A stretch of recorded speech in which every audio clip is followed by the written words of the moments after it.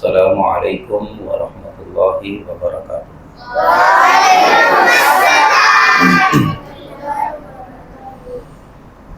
الحمدللہ والصلاة والسلام علی رسول اللہ۔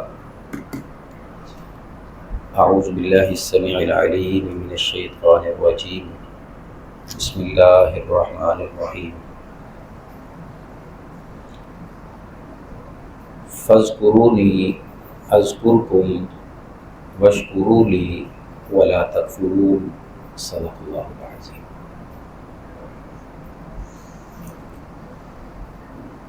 اللہ رب العزت نے قرآن مجید فرقان حمید میں بیان کیا ہے کہ فاذکرونی، پس مجھے یاد کرو، اذکرکم، میں تمہیں یاد کروں، واشکروا لی، اور میرا شکر ادا کرو، ولا تکفرون، اور میری ناشکری نہ کرو۔ تمام تعریفیں اللہ رب العزت کے لیے ہیں کہ جس مالک کائنات نے ہمیں نماز مغرب اس مسجد میں باجماعت ادا کرنے کی توفیق نصیب فرمائی۔ یہ اللہ رب العزت کا کرم ہے، اس مالک کا احسان ہے، اس پہ اس کا جتنا بھی شکر ادا کیا جائے وہ کم ہے۔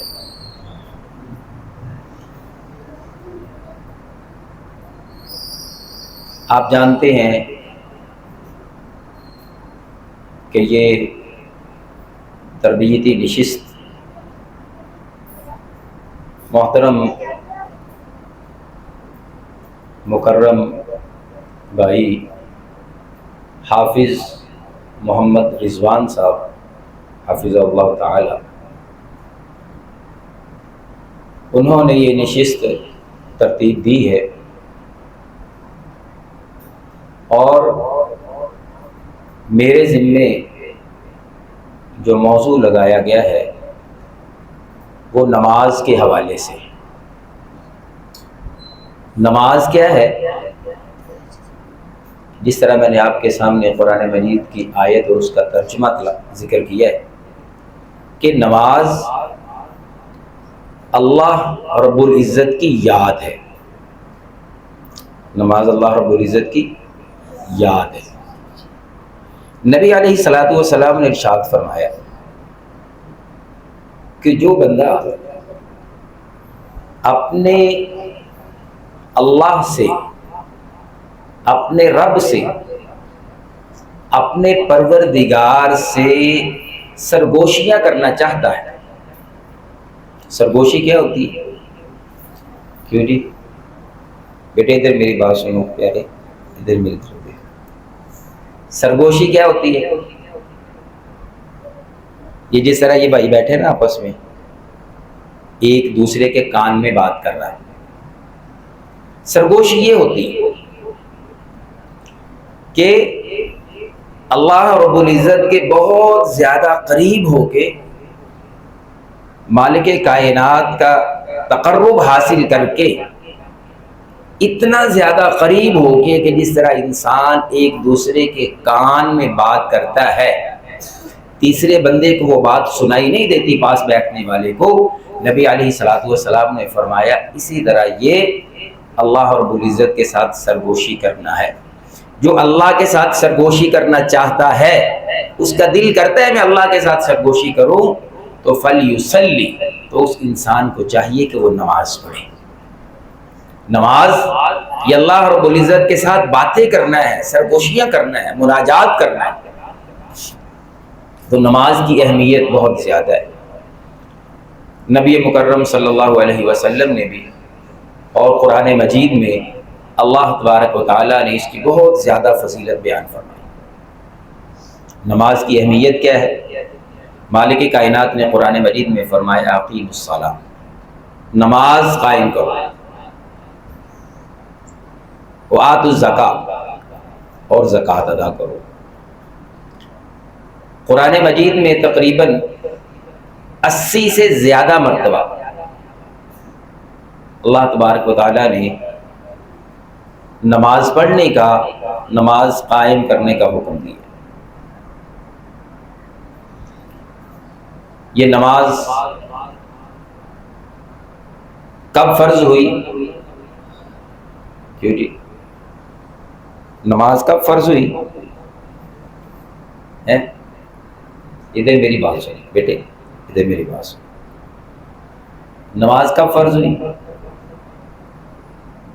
مشہور حدیث ہے، آپ نے سنی ہے، علماء کرام آپ کو سناتے ہیں کہ نبی علیہ الصلاۃ والسلام جب معراج کے لیے آسمانوں پہ تشریف لے گئے، آسمانوں سے بھی اوپر، سدرۃ المنتہا سے بھی اوپر، اس قدر اللہ تبارک و تعالیٰ کے قریب ہو گئے کہ نبی علیہ الصلاۃ والسلام نے فرمایا کہ میں نے وہاں فرشتوں کے کلمے چلانے کی آواز کو سنا۔ اس قدر اللہ رب العزت کے قریب ہو گئے، اور مالک کائنات نے ساتوں آسمانوں سے بھی اوپر، سدرۃ المنتہا سے بھی اوپر، اپنے محبوب پیغمبر کو اپنے پاس بلا کے 5 نمازوں کا تحفہ عطا کیا۔ بلکہ 5 نمازوں کا نہیں، کتنی نمازیں تھیں؟ 50 کتنی تھی؟ 50 نمازیں تھیں۔ 50 نمازوں میں سے کم ہوتے ہوتے ہوتے کتنی رہ گئی؟ 5 نمازیں رہ گئی۔ اللہ تبارک و تعالیٰ نے فرمایا محبوب یہ رہ 5 گئی ہیں، آپ کی امت پڑھے گی 5، ثواب کتنی نمازوں کا ملے گا؟ 50 ثواب 50 نمازوں کا ملے گا۔ اللہ تبارک و تعالیٰ اپنے بندوں پہ اس قدر مہربان ہے، اس قدر محبت کرتے ہیں اپنے بندے سے، اس قدر شفقت کرتے ہیں۔ تو مالک کائنات نے قرآن مجید میں بے شمار مقامات پہ نماز پڑھنے کا حکم دیا ہے، اور قیامت کا دن ہوگا، نبی علیہ الصلوۃ والسلام نے فرمایا قیامت والے دن سب سے پہلے بندے سے کس چیز کا سوال کیا جائے گا؟ نماز کا سوال کیا جائے گا، نماز کا۔ اور جس کی نماز صحیح رہی، جس کی نماز مکمل نکلی، جس کی نمازیں درست نکلیں گی، نبی علیہ الصلوۃ والسلام نے فرمایا اس کے باقی اعمال بھی درست نکلیں گے۔ اگر اس کی نمازیں خراب ہو گئیں تو وہ پھنس گیا، اس سے حساب کتاب جب لیا گیا نا، نبی علیہ الصلوۃ والسلام نے فرمایا جس سے حساب کتاب لے لیا گیا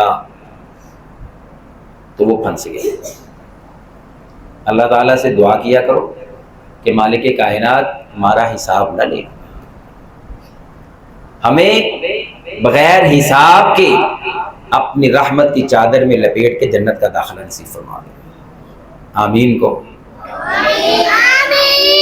نماز کا معنی کیا ہے؟ آپ ادھر میرے پاس آؤ، اٹھ کے آؤ ذرا، آپ بھی آؤ گے، ادھر میرے پاس آ میرا بیٹا، ادھر میرے پاس بیٹھو، آپ بھی ادھر آؤ، ادھر میرے سامنے آؤ، ادھر ادھر آ میرا بیٹا، ادھر آ جا، ادھر بیٹھ جا، ادھر میری طرف تو ضرورت نہیں ہے۔ نماز کا معنی کیا ہے؟ نماز کا لغوی معنی ہے بندگی، پرستش۔ بندگی انسان کس کی کرتا ہے؟ اللہ تعالیٰ کی۔ بندگی پرستش کس کی؟ اللہ تعالیٰ۔ ایک نماز کا یہ معنی ہے، اور دوسرا نماز کا معنی یہ ہے عاجزی، انکساری، نیاز۔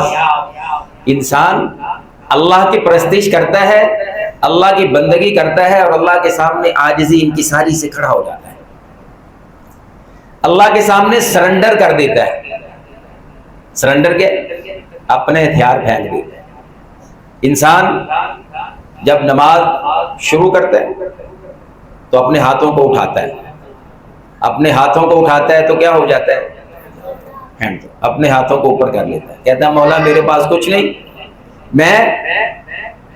میں مجرم، میں گناہگار، میں تیرے سامنے اپنی عاجزی انکساری لے کے آیا ہوں، تو عزتوں والا ہے، تو برکتوں والا ہے، تو قہار ہے، تو جبار ہے، تو ستار ہے۔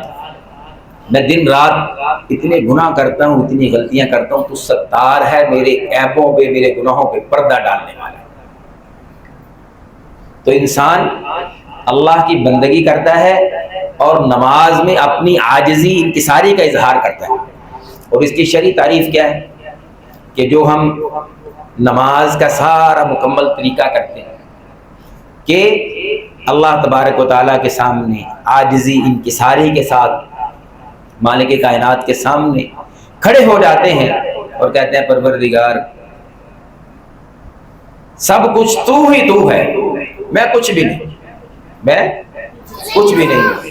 اپنا سر، اپنی جبین نیاز جو انسان کی عزت ہے، جس کو مالک کائنات نے تکریم عطا فرمائی، وَلَقَدْ كَرَّمْنَا بَنِي آدم، ہم نے بنی آدم کو عزت عطا فرمائی۔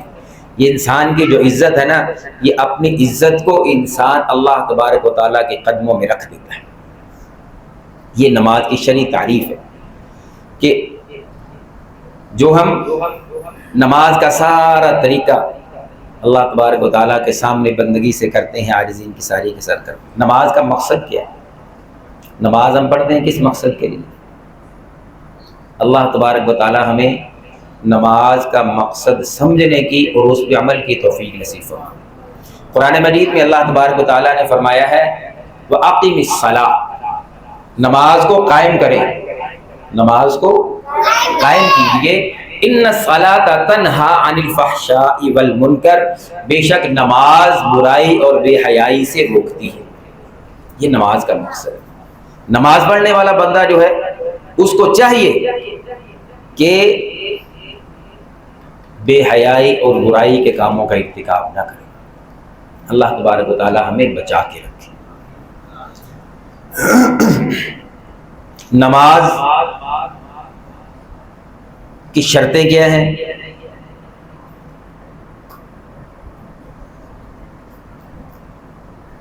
کس پہ نماز فرض ہے اور کون سی شرائط ہیں جن کا نماز میں ہونا ضروری ہے؟ پہلی بات تو یہ ہے بندے کا مسلمان ہونا، بندے کا مسلمان ہونا۔ اسلام، جو بندہ مسلمان نہیں اس پہ نماز فرض نہیں، جو مسلمان ہے اسی پہ نماز فرض ہے۔ نبی علیہ الصلوۃ والسلام نے فرمایا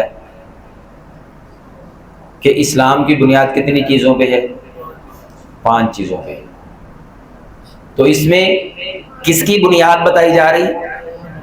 اسلام کی۔ جو اسلام کی بنیاد بتائی جا رہی ہے نا، اس میں پہلے کیا ہے؟ شہادتین کا اقرار ہے۔ پھر شہادتین کا اقرار کیا ہے؟ لا الہ الا اللہ پڑھنا، اللہ پہ ایمان لانا، اللہ کے وحدہ لا شریک ہونے کی گواہی دینا، اور محمد الرسول اللہ صلی اللہ علیہ وسلم کے نبی اور رسول خاتم النبیین ہونے کی گواہی دینا۔ پھر اس پہ دوسرا کام کیا؟ نماز، نماز قائم کرنا، نماز کو قائم کرنا۔ تو یہ اسلام کی بنیادی رکن ہے اسلام کا۔ تو جو بندہ مسلمان ہوگا اسی پہ نماز فرض ہے۔ دوسری بات، نماز کے لیے انسان کا عاقل ہونا، عقل والا ہونا۔ جو عقل والا نہیں ہے اس پہ نماز فرض ہے۔ عاقل، نبی علیہ الصلوۃ والسلام نے فرمایا 3 بندے ہیں جن سے قلم اٹھا لیا گیا۔ کتنے بندے؟ 3۔ ایک سویا ہوا جب تک وہ جاگتا نہیں، سویا ہوا انسان جب تک وہ جاگتا نہیں اس سے قلم اٹھا لیا گیا۔ دوسرا بندہ مجنون، پاگل، جب تک وہ ہوش میں نہیں آ جاتا۔ اور تیسرا بچہ، جب تک وہ بالغ نہیں ہو جاتی، جب تک یہ سویا ہوا ہوش میں نہیں، نیند سے بیدار نہیں ہو جاتا، پاگل ہوش میں نہیں آ جاتا، اور بچہ جب تک بالغ نہیں ہو جاتا تو ان سے قلم اٹھا لیا گیا۔ اور پھر انسان کو اس کی تمیز بھی ہونا کہ نماز کیا ہے، میں کیا پڑھ رہا ہوں۔ اس لیے ہم بارہا اپنی مجلسوں میں یہ گزارش کرتے ہیں کہ جتنے بھی نمازی نماز پڑھنے والے ہیں نا، ان کو نماز کا ترجمہ یاد ہونا چاہیے۔ نماز کا ترجمہ جب تک یاد نہیں ہوگا نا تو انسان کو پتہ ہے کہ میں کیا پڑھ رہا ہوں، کیا کہہ رہا ہوں، کیا نہیں کہہ رہا ہوں۔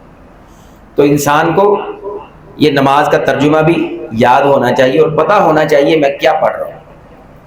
پھر جب تک نماز کا وقت نہیں ہوگا اس وقت تک نماز نہیں ہوگی۔ پھر طہارت کا ہونا بھی ضروری، انسان کے کپڑے پاک ہوں، انسان کا جسم پاک ہو، وہ باوضو ہو۔ نبی علیہ الصلوۃ والسلام نے فرمایا اللہ تبارک و تعالی وضو کے بغیر، طہارت کے بغیر نماز کو قبول نہیں کرتا۔ وضو کا ہونا، طہارت کا ہونا ضروری، جگہ کا پاک ہونا ضروری۔ پھر اپنے سطر کو ڈھانپنا۔ سطر کیا ہے؟ انسان کی یہ جو ناف ہے، انسان کی ناف سے لے کے گھٹنوں تک یہ انسان کا سطر ہے، یہ انسان کا سطر ہے۔ کپڑا کم ہو تو انسان یہ ناف پہ چادر باندھ لے، گھٹنوں تک آ جائے تو اس کپڑے میں انسان نماز پڑھ سکتا ہے، اگرچہ کندھے ننگے بھی۔ اور اگر کپڑا ہے صحیح طریقے سے، شلوار قمیض ہے، پینٹ شرٹ پہنی ہوئی ہے، انسان نے ٹراؤزر شرٹ پہنا ہوا ہے، وہ تو پھر سارا سطر میں ہے۔ اور عورت کے لیے چہرے اور ہاتھ کے علاوہ اس کا سارا جسم ہی سطر ہے۔ نماز میں اس کو اپنے سارے جسم کو ڈھانپنا ضروری ہے۔ اور نبی علیہ الصلوۃ والسلام نے فرمایا کہ عورت جو ہے نا، وہ جتنا اندر سے اندر والے کمرے میں نماز پڑھے گی اتنا ہی اس کے لیے بہتر ہے۔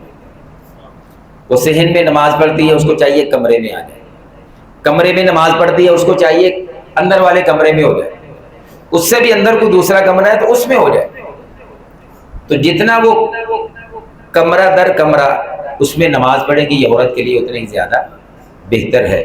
تو سر کا ڈھانپنا یہ عورت کے لیے ضروری ہے، مرد کے لیے بھی سر کا ڈھانپنا ضروری ہے۔ آج ہم نے اس بات کو بھی نہ چھوڑ دیا، ہم کہتے ہیں کوئی بات نہیں، ننگے سے نماز ہو جاتی ہے، ننگے سے نماز ہو جاتی ہے، اس میں کوئی شک نہیں ہے۔ لیکن آپ دیکھیں نبی علیہ الصلوۃ والسلام نے کتنی نمازیں ننگے سر پڑھی اپنی پوری زندگی میں، کتنی؟ چند ایک نمازیں ننگے سر پڑھی ہیں۔ باقی نبی علیہ الصلوۃ والسلام کے سر پہ ٹوپی بھی ہوتی تھی اور پگڑی بھی ہوتی تھی، ڈبل چیز آپ کے سر پہ ہوتی ہے، ٹوپی بھی اور پگڑی بھی۔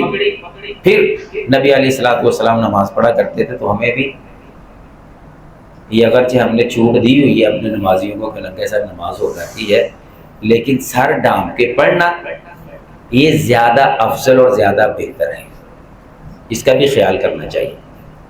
اور پھر قبلہ رخ ہونا، قبلہ رخ ہو کے نماز پڑھنا، نماز کے لیے قبلہ رخ ہونا ضروری ہے۔ لیکن اگر آپ کسی ایسی جگہ پہ ہیں آپ کو قبلے کا پتہ نہیں چل رہا تو پھر جدھر بھی آپ منہ کر کے نماز پڑھ لیں تو آپ کی نماز ہو جائے گی۔ اللہ تبارک و تعالیٰ نے قرآن مجید میں فرمایا اینما تولوا فثم وجہ اللہ، تم جدھر بھی منہ کر لو گے نا ادھر ہی اللہ رب العزت کے چہرے کو پاؤ گے۔ مالک کائنات بہت بڑی ذات ہے، اللہ کا چہرہ ہر طرف ہے، لیکن ایک ہمیں یہ سمت دی ہے کہ قبلہ رخ ہو کے نماز پڑھنی۔ انسان سواری پہ نماز پڑھنا چاہتا ہے، فرض نماز تو بہتر یہی ہے کہ انسان کو سواری پہ نہیں پڑھنی چاہیے۔ نبی علیہ الصلوۃ والسلام نفل نماز جو ہے وہ اکثر سواری پہ ادا کیا کرتے تھے جب سفر میں ہوتے تھے۔ آپ جب نماز شروع کرتے تو نماز شروع کرتے وقت نفل نماز قبلہ رخ ہو جاتے، نماز شروع کر لیتے، نماز شروع کرنے کے بعد پھر سواری جدھر مرضی چلی جاتی، جدھر منہ ہو جاتا پھر آپ نماز پڑھتے رہتے، نماز ادا کرتے رہتے۔ بندہ خوف میں ہے، میدان جنگ میں ہے، بیمار ہے، مریض ہسپتال میں لیٹا ہوا ہے، گھر میں چارپائی پہ لیٹا ہوا ہے، تو قبلہ رخ نہیں ہو سکتا، تو جدھر بھی وہ منہ کر کے نماز پڑھ لے اس کی نماز ہو جائے گی۔ نیت کا کرنا بھی بہت ضروری ہے۔ اور نیت کیا ہے؟ نیت یہ دل کے ارادے کا نام ہے، نیت یہ دل کے ارادے کا نام ہے۔ مشہور ہے، ہم عام اپنے لوگوں میں یہ بات کرتے ہیں، کسی کو ہم غصے ہوں نا، کسی سے ناراض ہوں اور وہ ہم سے بات نہ کریں تو ہم کیا کہتے ہیں؟ وہ بولتا نہیں کی نیت ہے تیری نیت کی ہے بھائی، وہ گل ہی نہیں کرتا، صحیح ہے نا؟ تو نیت کیا ہے؟ یہ دل کے ارادے کا نام، نیت دل کے ارادے کا نام۔ ہم نماز مغرب سے پہلے اپنے گھروں سے چلے، مسجد کی طرف آئے، کس لیے آئے؟ کون سی نماز کے لیے؟ یہ جب اپنے گھر سے چلے، اگر میں نے گھر میں وضو بنایا تو بڑی اچھی بات ہے، اور گھر سے وضو کر کے آنا چاہیے۔ بندہ گھر سے وضو کر کے آتا ہے نا تو ایک ایک قدم پہ نیکیاں ملتی، گھر سے لے کے مسجد تک اس کا جو چلنا ہے اور مسجد میں بیٹھ کے نماز کا انتظار کرنا ہے، تو اللہ رب العزت یہ سارا وقت اس کا نماز میں شمار کرتے ہیں، نماز میں شمار کرتے ہیں، گھر سے وضو کر کے آنا۔ تو نیت جو ہے یہ دل کے ارادے کا نام ہے، نیت دل کے ارادے کا نام ہے۔ زبان سے نیت کے الفاظ کا ادا کرنا یہ نبی علیہ الصلوۃ والسلام سے، صحابہ کرام سے ثابت نہیں ہے۔ نیت یہی ہے کہ ہم نے دل میں نیت کی اور ارادہ کر کے آئے کہ ہم نماز پڑھنے کے لیے مسجد میں جا رہے ہیں، پھر ہم مسجد میں آگے، ہم نے نماز پڑھنی، نماز ہم نے کس لفظ سے شروع کرنی؟ اللہ اکبر، اللہ اکبر، اللہ اکبر۔ یہ جب نماز کے آغاز میں کہتے ہیں تو اس کو ہم کیا کہتے ہیں؟ تکبیر۔ کون سی تکبیر؟ تکبیر تحریمہ۔ تحریمہ کا مطلب کیا ہے؟ کہ نماز سے پہلے میرے لیے کھانا پینا جائز تھا، میرے لیے بات کرنی جائز تھی، میرے لیے ادھر ادھر دیکھنا جائز تھا۔ جیسے ہی میں نے نماز کے لیے مسجد میں آ کے اپنے گھر میں اللہ اکبر تکبیر تحریمہ، اس کو تکبیر اولیٰ بھی کہتے ہیں، یہ تکبیر تحریمہ جب کہی تو تکبیر تحریمہ کہنے سے اب میرے لیے کھانا پینا حرام ہو گیا، میرے لیے بات کرنا حرام ہو گیا، میرے لیے ادھر ادھر دیکھنا یہ حرام ہو گیا۔ یہ تکبیر تحریمہ نے حرام کر دیا، اور اس کو تکبیر اولیٰ بھی کہتے ہیں، تکبیر اولیٰ بھی کہتے ہیں۔ تکبیر اولیٰ کے ساتھ نماز پڑھنے کی بڑی فضیلت ہے۔ نبی علیہ الصلوۃ والسلام نے فرمایا جو بندہ 40 دن، کتنے دن؟ 40 دن پانچوں نمازیں تکبیر اولیٰ کے ساتھ باجماعت مسجد میں ادا کرتا ہے تو اللہ تبارک و تعالیٰ اس کو 2 چیزوں سے بری کر دیتے ہیں۔ کتنی چیزوں سے؟ 2 چیزوں سے۔ کون کون سی ہیں بھلا یاد ہے؟ کسی کو پتہ ہے؟ اللہ تبارک و تعالیٰ اس کو ایک نفاق سے بری کر دیتے ہیں، دوسرا جہنم کی آگ سے بری کر دیتے ہیں، جہنم کی آگ سے اور نفاق سے بری کر دیتے ہیں۔ تو یہ تکبیر تحریمہ جو ہے نبی علیہ الصلوۃ والسلام نے فرمایا تحریمھا التکبیر و تحلیلھا التسلیم، نماز میں گفتگو کو حرام کرنے والی، نماز میں کھانے پینے کو حرام کرنے والی، نماز میں ادھر ادھر دیکھنے کے لیے پابندی لگانے والی تکبیر یہ تحریمہ ہے، یہ تکبیر اولیٰ ہے۔ اور ان ساری چیزوں کو حلال کرنے والی وہ کیا ہے؟ سلام ہے۔ ہم جب سلام پھیرتے ہیں السلام علیکم ورحمۃ اللہ، السلام علیکم ورحمۃ اللہ، تو پھر ہم گفتگو بھی کرتے ہیں، ہم کھا بھی سکتے ہیں، ہم ادھر ادھر بھی دیکھ سکتے ہیں۔ تو یہ تکبیر تحریمہ جو ہے نا، انسان کو پابندی کرنی چاہیے کہ تکبیر تحریمہ کے ساتھ باجماعت نماز مسجد میں ادا کریں۔ تکبیر تحریمہ کیا کہ ہم کیا کرتے ہیں؟ قیام کرتے ہیں، کھڑے ہو جاتے ہیں۔ قیام میں سورۃ الفاتحہ اس کا پڑھنا ضروری ہے، لازمی ہے۔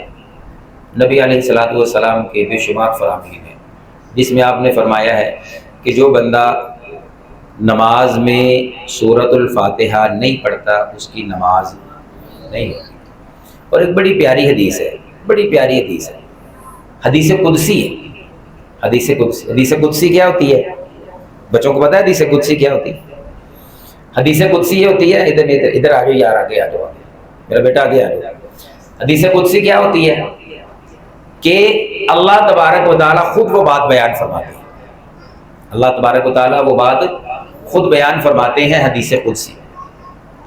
نبی علیہ الصلوۃ والسلام نے فرمایا، اللہ تعالیٰ فرماتے ہیں کہ میں نے نماز کو اپنے اور بندے کے درمیان تقسیم کر دیا، اپنے اور بندے کے درمیان تقسیم کر دی۔ کیا تقسیم کیا اللہ تعالیٰ نے؟ نماز کو۔ نماز کیا ہے؟ اللہ تعالیٰ فرماتے ہیں بندہ جب کہتا ہے نا الحمدللہ رب العالمین، الحمدللہ رب العالمین، یہ سورۃ الفاتحہ کی پہلی آیت ہے۔ اللہ تعالیٰ کیا کہتے ہیں؟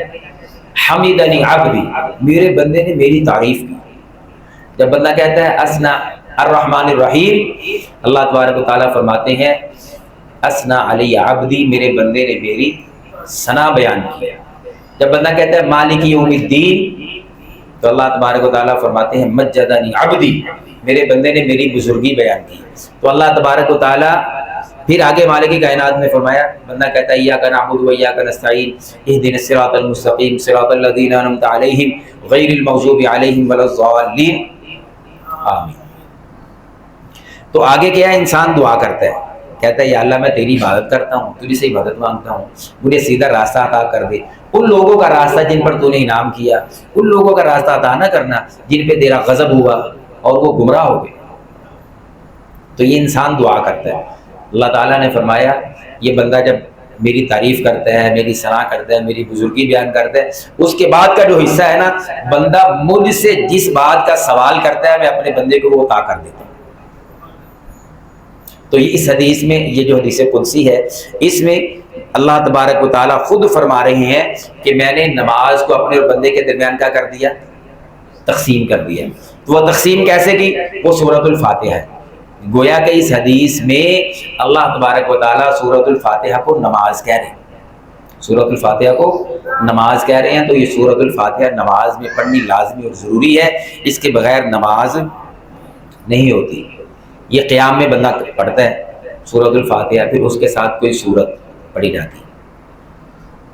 پہلی دو صورتوں میں، پہلی دو رکعتوں میں سورۃ الفاتحہ کے ساتھ کوئی سورت پڑھی جاتی ہے۔ تیسری رکعت جو ہے، چوتھی رکعت جو ہے، اس میں صرف سورۃ الفاتحہ پڑھی جاتی ہے۔ ظہر کی نماز میں صحابہ بیان کرتے ہیں کہ نبی علیہ الصلوۃ والسلام تیسری اور چوتھی رکعت میں بھی کبھی نہ کبھی کوئی آیت اونچی آواز میں پڑھ کے ہمیں سنا دیتے تھے، جس سے پتہ چلتا تھا کہ ظہر کی تیسری اور چوتھی رکعت میں بھی نبی علیہ الصلوۃ والسلام کوئی نہ کوئی آیت پڑھتے ہیں۔ تو اگر ظہر کی تیسری اور چوتھی رکعت میں سورۃ الفاتحہ کے ساتھ کوئی سورت پڑھ لی جائے تو جائز ہے، انسان پڑھ سکتا ہے۔ لیکن اگر نہ بھی پڑھے تو کوئی حرج نہیں ہے، کوئی گناہ نہیں ہے، صرف سورۃ الفاتحہ پڑھ کے وہ۔ قیام کے بعد کیا آتا ہے؟ رکوع۔ رکوع میں کمر کا سیدھا ہونا ضروری ہے۔ بعض دوستوں کو دیکھا ہے کہ وہ رکوع کرتے ہیں، رکوع میں گردن کو اٹھا لیتے ہیں یا گردن کو جھکا لیتے ہیں۔ گردن کو جھکانا اور گردن کو اٹھانا یہ دونوں ہی طریقے صحیح نہیں ہیں، بلکہ جیسے انسان کی کمر ہے نا، تو کمر کے برابر اس کی گردن بھی ہونی چاہیے۔ سر نہ زیادہ جھکا ہوا ہو نہ اٹھا ہوا ہو، کمر کے برابر ہو۔ تو رکوع، یہ رکوع کی کیفیت ہے۔ اور رکوع میں ہم کیا پڑھتے ہیں؟ سبحان ربی العظیم۔ قرآن مجید کی آیت جب نازل ہوئی نا، فسبح بسم ربک العظیم، تو نبی علیہ الصلوۃ والسلام نے فرمایا کہ صحابہ یہ جو سبحان ربی العظیم کے کلمے ہیں نا، اس کو اپنے رکوع میں رکھو۔ رکوع کے بعد کیا ہے؟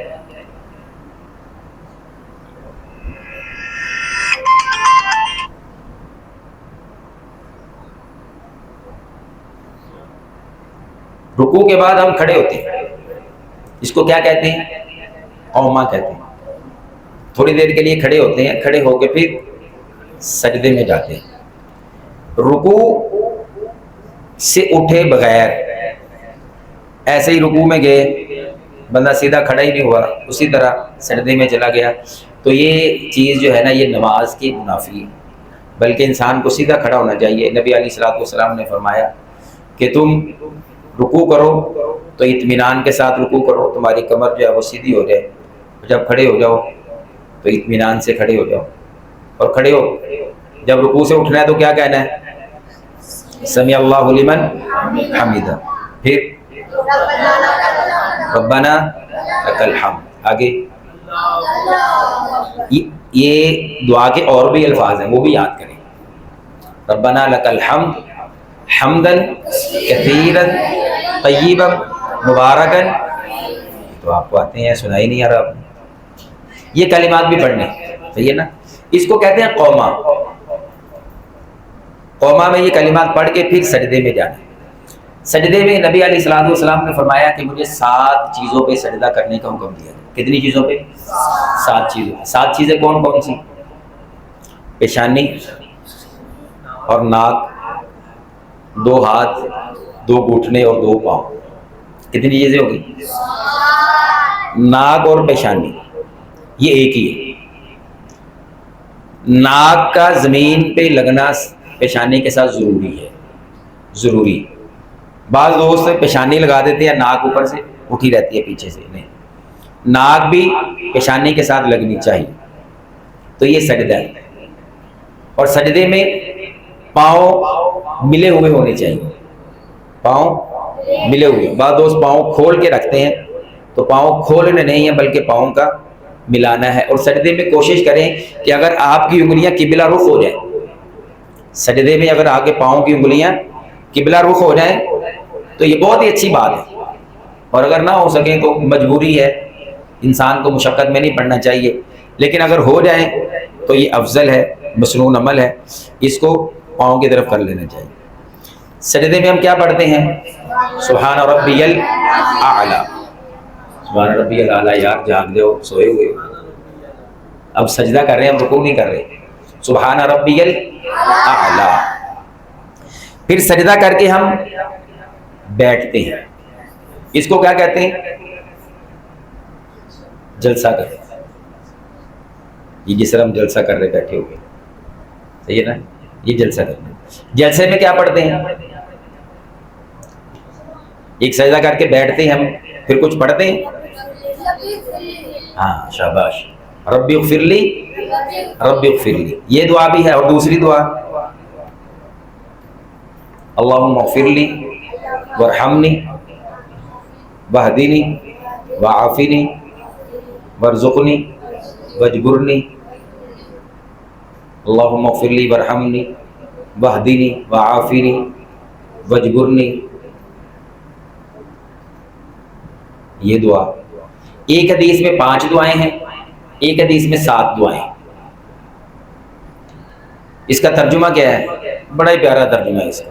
اللہم اغفر لی، یا اللہ مجھے معاف کر دے، ورحمنی، مجھ پہ رحم کر دے، اللہم اغفر لی ورحمنی واجبرنی، یا اللہ میرا نقصان پورا کر دے، واہدنی، مجھے ہدایت عطا فرما، وعافنی، مجھے عافیت دے دے، ورفعنی، مجھے بلند کر دے، ورزقنی، اور مجھے رزق عطا فرما دے۔ یہ 7 دعائیں بڑی پیاری نبی علیہ الصلوۃ والسلام نے سکھائی، تو یہ دونوں سجدوں کے درمیان میں پڑھی جائے۔ ربی اغفر لی ربی اغفر لی، یہ بھی مسنون ہے، یہ بھی انسان اگر پڑھ لے تو دوسرا سجدہ کر لے تو صحیح ہے۔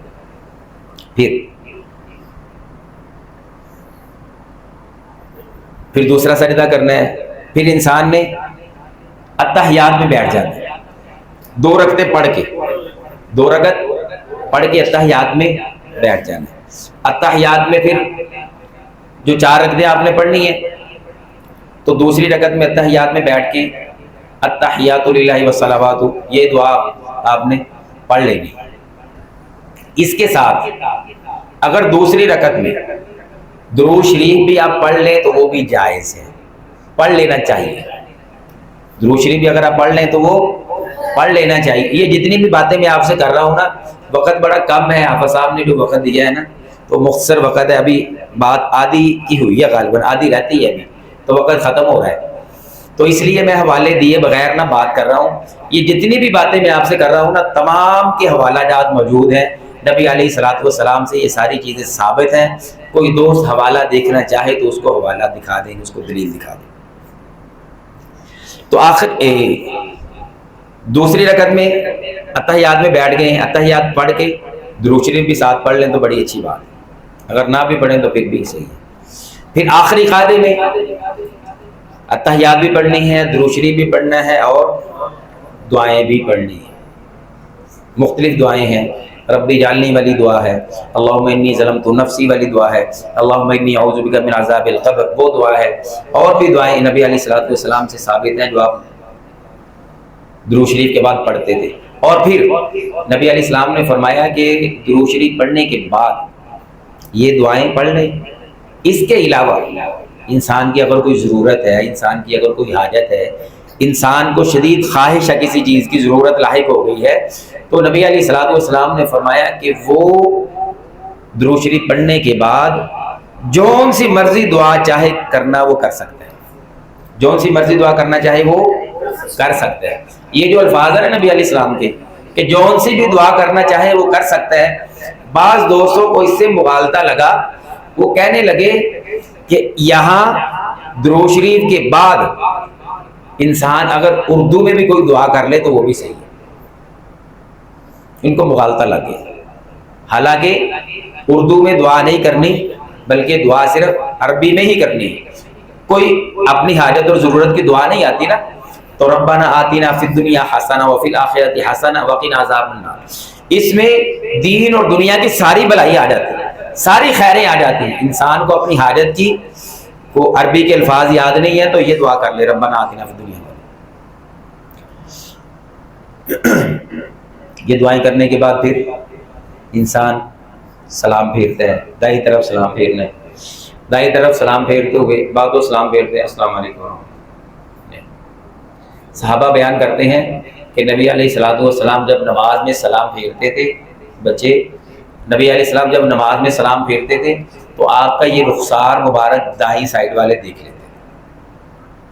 جب بائیں سائڈ پہ سلام پھیرتے تھے تو بائیں سائڈ پہ جو صحابہ ہوتے تھے وہ آپ کا رخسار مبارک دیکھ لیتے تھے، گویا کہ نبی علیہ الصلوۃ والسلام سلام میں اپنے چہرے کو گھماتے تھے، السلام علیکم ورحمۃ اللہ، السلام علیکم ورحمۃ اللہ. یہ نماز کا سلام پھیرنے کا طریقہ ہے. بعض دوست السلام علیکم ورحمۃ اللہ، السلام علیکم، یہ طریقہ صحیح نہیں ہے، اپنے چہرے کو گھمانا چاہیے. اور پھر سلام سے ایک بات مجھے یاد آئی کہ ہم نماز باجماعت پڑھ رہے ہیں، ایک رکعت رہ گئی، 2 رکعتیں رہ گئی. اب امام صاحب نے سلام پھیر دیا. اب امام صاحب نے بھی دائیں طرف سلام کے الفاظ کہے ہی ہیں، ہم پیچھے سے کھڑے ہو جاتے ہیں. تو پیچھے سے کھڑے نہیں ہونا چاہیے، بلکہ جب امام صاحب دونوں طرف سلام پھیر دیں اور اپنا سلام مکمل کر لیں پھر اس کے بعد پیچھے سے کھڑے ہونے چاہیے. اللہ رب العزت عمل کی توفیق نصیب فرمائے. نماز میں یہ کھڑے ہونا، رکوع کرنا، سجدہ کرنا، اتحیات پڑھنا، یہ ساری چیزیں نماز کے واجبات میں سے، یہ ان کا ہونا نماز میں ضروری ہے. اگر ان میں سے کوئی ایک واجب بھی رہ گیا، اور نماز میں قرات کرنا یہ سارے واجبات ہیں، اگر ان میں سے کوئی ایک واجب رہ گیا تو سجدہ سہو لازم آتا ہے.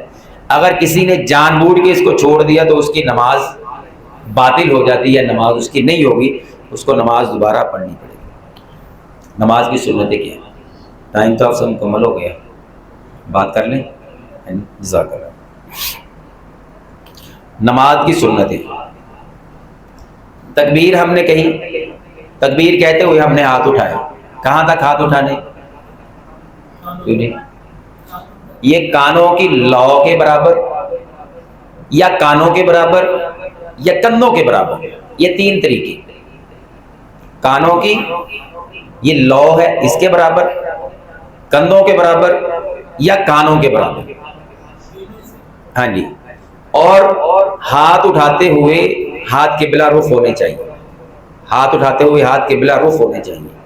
یہ دوست اس طرح ہاتھ اٹھاتے ہیں نا، یہ طریقہ صحیح نہیں ہے، نبی علیہ الصلوۃ والسلام کے عمل سے ثابت نہیں ہے۔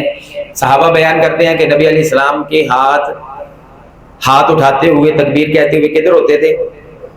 قبلہ رخ ہوتے تھے۔ تو قبلہ رخ ہاتھوں کا ہونا ضروری ہے، اور تکبیر کہتے ہوئے، تکبیر تحریمہ کہتے ہوئے ہاتھوں کو اٹھانا ہے۔ ہاتھوں کو اٹھا کے پھر کہاں باندھنا ہے؟ سینے پہ باندھ لیں۔ بعض لوگ ناف پہ باندھ لیتے ہیں، ناف سے نیچے بھی باندھتے ہیں، ناف کے اوپر بھی باندھتے ہیں۔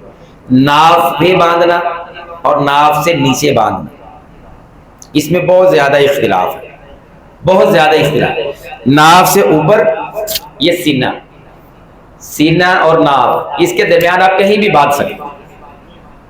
ناف سے اوپر اور سینہ جو ہے، یہ آپ کی سینہ یہاں سے شروع ہو جاتا ہے نا، یہاں سے پسلی شروع ہوتی ہے، یہ اس کے اور ناف کے درمیان جہاں بھی آپ ہاتھ باندھ لیں تو صحیح ہے، درست ہے، نماز ہو جائے گی۔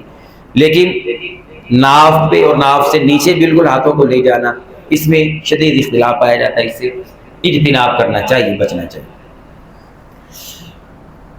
پہلی تکبیر کے ساتھ ہم نے رفع الیدین، ہاتھوں کو اٹھایا، یہ کیا کیا؟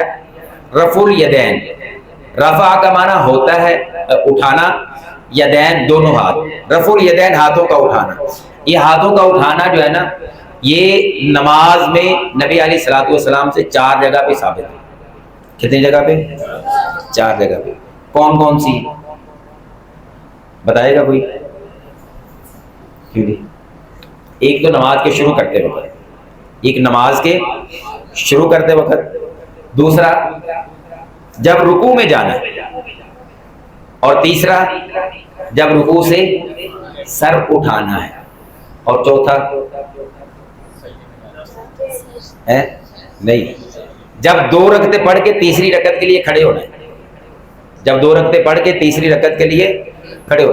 یہ 4 جگہ پہ ہاتھوں کو اٹھانا سنت ہے، مسنون عمل ہے، نبی علیہ الصلوۃ والسلام سے ثابت ہے، اور یہ نماز میں رفع الیدین انسان کو کرنا چاہیے۔ پیارے پیغمبر صلی اللہ علیہ وسلم نے اپنی زندگی کی کوئی ایک نماز میں رفع الیدین کے بغیر نہیں پڑھی، پکی بات ہے یہ۔ جو لوگ کہتے ہیں نا جی وہ رفع الیدین پہلے تھی بعد میں منسوخ ہو گئی، کیا کہتے ہیں وہ کہ جی لوگ کیا کرتے تھے، بت رکھ لیتے تھے بغلوں میں بت رکھ لیتے تھے۔ اگر بغلوں میں بت بھی رکھا ہو،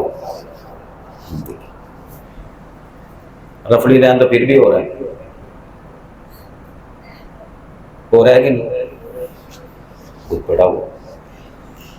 یہ آپ دیکھیں، افسوس ہوتا ہے کہ بت کون رکھتا تھا؟ نہیں، نماز پڑھنے والے نمازی جو تھے وہ بت رکھتے تھے۔ کون سے نمازی رکھتے تھے؟ اللہ کے بندو، وہ لوگ جو اپنا مال قربان کر کے، اپنے بیوی بچے قربان کر کے، اپنی جائیدادیں قربان کر کے مسلمان ہوئے، خالص اللہ اور اس کے رسول کے لیے انہوں نے کلمہ پڑھا، وہ مسلمان ہوئے، تو کیا وہ مسلمان ہونے کے بعد بھی کافر رہے؟ معاذ اللہ سے، کیا وہ مسلمان ہونے کے بعد بھی مشرک رہے؟ یہ ان ہستیوں پہ بہت بڑا بہتان ہے بہت بڑا، کہ وہ بت رکھتے تھے۔ بت نہیں رکھتے تھے، بلکہ یہ اللہ اور اس کے رسول کا حکم ہے، اللہ اور اس کے رسول کا حکم ہے نماز میں رفع الیدین کرنا، نبی علیہ الصلوۃ والسلام کی سنت ہے۔ اللہ تبارک و تعالی ہمیں اس سنت کے ساتھ پیار کرنے کی اور اس پہ عمل کی توفیق نصیب فرمائے۔ تکبیر تحریمہ انسان نے کہی، پھر دعا پڑھتا ہے۔ کون سی دعا پڑھتا ہے؟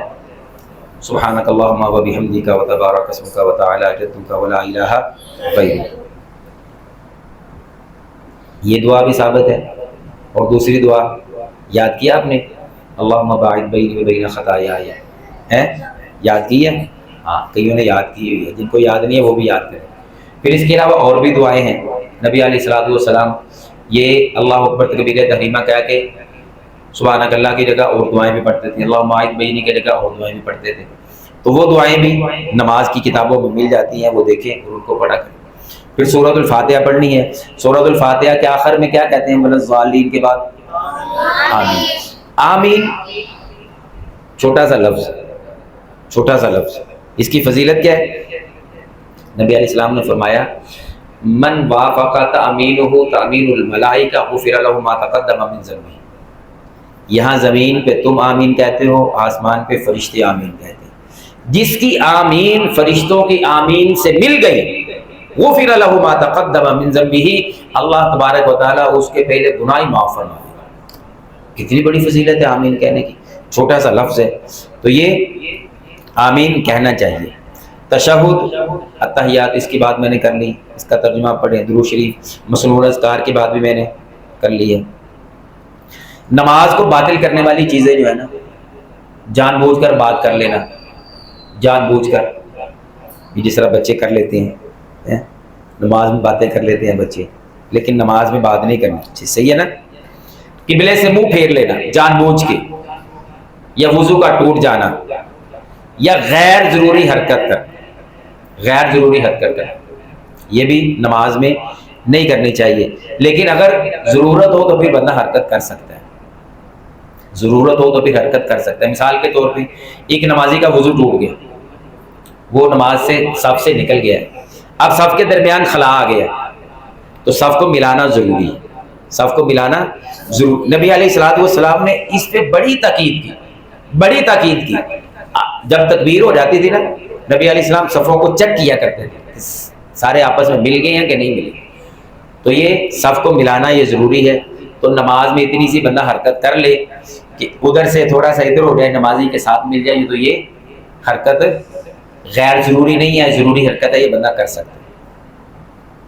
انسان کمرے میں نماز پڑھ رہا ہے، دروازے پہ دستک ہوئی ہے، ساتھ میں دروازہ ہے، کوئی اور کھولنے والا نہیں ہے، تو نفل نماز بندہ پڑھ رہا ہے تو نماز میں دروازے کی کنڈی کھول سکتا ہے۔ نماز میں کوئی سانپ بچھو نظر آ گیا، اس کو نبی علیہ السلام نے فرمایا اپنی نماز کو وہیں روکے، وہاں جائے، مارنے والی کوئی چیز اٹھائے، وہاں آ کے وہ سانپ کو بچھو کو مار دے، اس کو مار کے باہر پھینک کے پھر وہیں سے آ کے اپنی نماز شروع کر دے۔ کتنی رخصتیں ہیں۔ نبی علیہ السلام نماز پڑھا رہے تھے، یہ حرکت کے حوالے سے نا بہت ساری غلط فہمی ہمارے اندر لوگوں نے ڈالی ہوئی ہے جی۔ پاؤں کا انگوٹھا نہیں ہلانا، پاؤں کا انگوٹھا اگر ہل گیا تو نماز باطل ہو جائے گی۔ نماز اتنی بھی کچی نہیں ہے کہ ایسی باطل ہو جائے۔ نبی علیہ السلام نماز پڑھا رہے تھے، بڑی پیاری بات مجھے یاد آ گئی۔ نبی علیہ السلام نماز پڑھا رہے تھے، نہیں نفل میں میں نے بتایا نا، نفل میں میں نے بتایا کہ کنڈی کھولی بندے نے نفل نماز میں، ہاں فرض میں نہیں، فرض میں تو بندہ مسجد میں پڑھ رہا ہے نا، تو فرض میں اگر ایسی جگہ نماز پڑھ رہا ہے جہاں کوئی اور نہیں ہے، فرض میں اگر ایسی جگہ نماز پڑھا جہاں کوئی اور نہیں ہے، اکیلا وہ کمرے میں رہتا ہے، دستک ہو گئی یا کوئی آ گیا ہے، گرمی کی شدت ہے یا باہر روڈ کو مسئلہ ہے، تو وہ تھوڑا سا آگے ہو کے کنڈی کھول سکتا ہے، زیادہ وہ حرکت نہ کرے۔ لیکن یہ جو میں نے بتائی نا سانپ بچھو والی، یہ فرض نماز میں بھی بندہ کر سکتا ہے، یہ حرکت فرض نماز میں بھی ہو سکتی ہے۔ نبی علیہ السلام نماز پڑھا رہے تھے،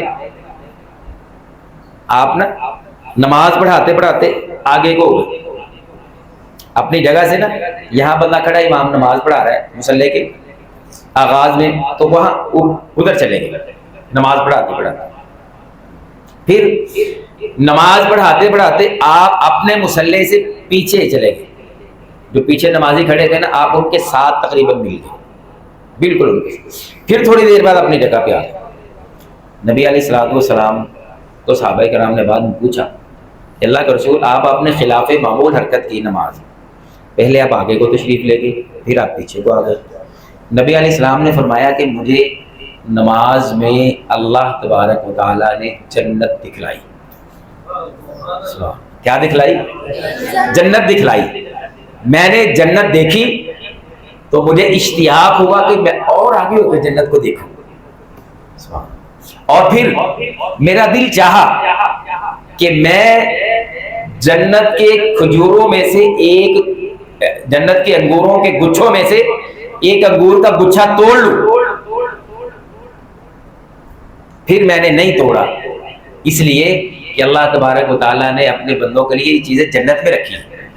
نبی علیہ السلام نے فرمایا اگر میں وہ گچھا توڑ لیتا نا اور وہ گچھا توڑ کے یہ دنیا میں آ جاتا تو تم اس گچھے کو قیامت تک کھاتے رہتے، وہ ختم نہ ہوتا. قیامت تک کھاتے رہتے، وہ ختم نہ ہوتا. تو اس لیے مجھے اشتیاق ہوا کہ میں نماز میں آگے ہو کے جنت کو دیکھوں. پھر نبی علیہ الصلوۃ والسلام پیچھے ہو گئے، صحابہ کرام کی صف کے ساتھ مل گئے. فرمایا میں پیچھے اس لیے ہوا کہ اللہ تبارک و تعالیٰ نے مجھے دوزخ بھی دکھلائی. دوزخ کی اتنی گرمی تھی، اتنا سیک تھا کہ اس کی تپش کی وجہ سے میں پیچھے ہو گیا. تو یہ حرکت نماز میں نبی علیہ الصلوۃ والسلام نے کی ہے. تو ضروری حرکت نماز میں بندہ کر سکتا ہے، غیر ضروری حرکت سے اجتناب کرنا چاہیے. اطمینان سے رکوع سجدہ کرنا، جو بندہ اطمینان سے رکوع اور سجدہ نہیں کرتا، نبی علیہ الصلوۃ والسلام نے اس صحابی کو فرمایا تھا نا، مشہور حدیث آپ نے سنی. ایک صحابی نے نماز پڑھی، جلدی نماز پڑھ کے نبی علیہ الصلوۃ والسلام کے پاس آیا. السلام علیکم یا رسول اللہ صلی اللہ علیہ وسلم. نبی علیہ السلام نے سلام کا جواب دیا. فرمایا ارجع فصلی فإنک لم تصلی، جاؤ جا کے دوبارہ نماز پڑھو، تم نے نماز نہیں پڑھی. پھر وہ نماز پڑھ کے آیا اسی طرح، پھر سلام کیا آپ نے، پھر یہی بات فرمائی. پھر وہ نماز پڑھ کے آیا، پھر سلام کا آپ نے سلام کا جواب دیا، پھر آپ نے یہ بات.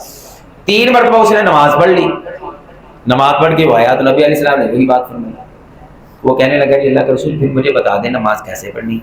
آپ نے فرمایا جب قیام کرو تو اطمینان کے ساتھ، جب رکوع کرو تو اطمینان کے ساتھ، سجدہ کرو تو اطمینان کے ساتھ، اتحیات میں بیٹھو تو اطمینان کے ساتھ. اطمینان کے ساتھ نماز پڑھو. نماز ہے ہی اطمینان کا نام، نماز ہے ہی سکون کا نام، اطمینان کا نام. اس لیے اطمینان کے ساتھ نماز کرو اور صفوں کو درست کرو. صفوں کا درست کرنا یہ بھی ضروری ہے، نماز کا حصہ ہے. نبی علیہ الصلوۃ والسلام نے فرمایا صفوں کو ملاؤ، صفوں کو درست کرو، صفوں میں خالی جگہ پر کرو، ایک دوسرے کے ساتھ مل کے کھڑے ہو جاؤ. تم ایک دوسرے کے ساتھ مل کے کھڑے ہوگے تو اللہ تبارک و تعالیٰ تمہارے دلوں کو ملا دے گا. اگر تم ایک دوسرے سے ہٹ کے کھڑے ہوگے تو مالک کائنات تمہارے دلوں میں اختلاف پیدا کر دے گا. تو اس لیے صفوں کو ملانا چاہیے. نماز میں ادھر ادھر نہیں دیکھنا چاہیے اور جلدی نماز بھی نہیں پڑھنی چاہیے. جو بندہ نماز میں ادھر ادھر دیکھتا ہے، آسمان کی طرف دیکھتا ہے، نبی علیہ الصلوۃ والسلام نے فرمایا کہ اس بندے کو چاہیے کہ وہ نماز میں اپنی نظریں نیچی رکھے. اچھا، نماز میں نظر اب کہاں تک نیچی رکھنی ہے؟ سجدے میں، رکوع، قیام میں ہم کھڑے ہیں تو قیام میں ہماری نظر کہاں ہونی چاہیے؟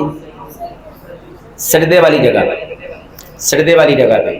اور جب ہم رکوع گئے ہیں تو رکوع میں نظر کہاں ہونی چاہیے؟